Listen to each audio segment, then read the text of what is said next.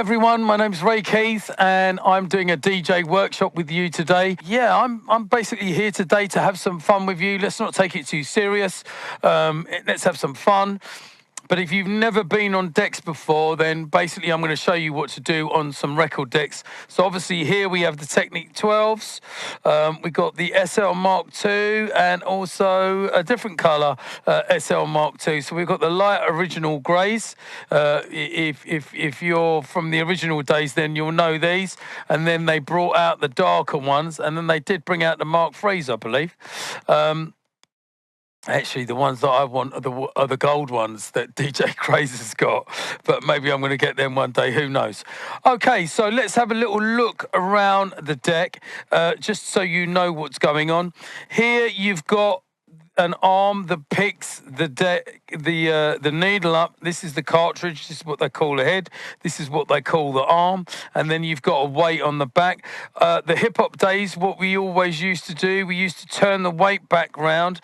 So basically it's heavy so the records don't jump. But remember, sometimes if the arm is up, it will be like, why isn't the record playing? So that's one of the first things that you need to check. You've got the arm, and then basically you've got the start and stop button, the power on and off button here, the start and stop button, and then you've got two vary speeds, one at 330 RPM, one at 45 RPM, and then that determines the speed of the record. These lights that you can see when you pop the light up, this is the quartz lock. So this pitch adjuster, you either go up to go faster, down to go slower.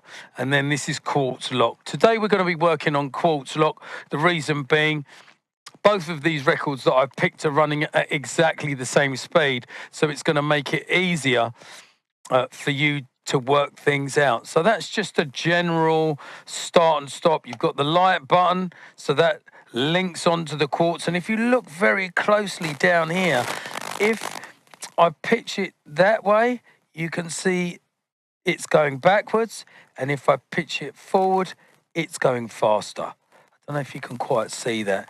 All of these little dots, it's crazy, but we're going to put it on pitch lock, quartz lock for now, and we'll stop this. There's a magnet inside this. If we take this off, there's a magnet plate inside this. Always need one of these, a good slip mat. And basically what that does is when the record is spinning, it allows you to stop the record. If you're a deck technician and you want to watch some guys cutting up the decks, then go to DMC, because that's a really good way of learning how to scratch and mix. We call those guys deck technicians. But what I'm here today to do, first of all, is to just show you the basics of mixing. And also here we've got the mixer. So these are the things that you need to prepare for. Always have your mixer coming in at about 11 o'clock, which is here. We call this the clock. 12 o'clock is just like a normal clock. 1 o'clock sometimes you'll find them at, but you don't want it too loud because it's going to distort. So always have your crossfader in the middle, and when later on, when I'm showing you how to mix, that's the final mix with both of the records engaged at the same time.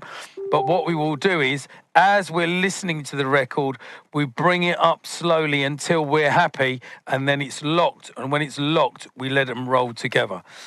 So that is our basic introduction and the basic knowledge of what you need to know of how to operate some Technic 1200s.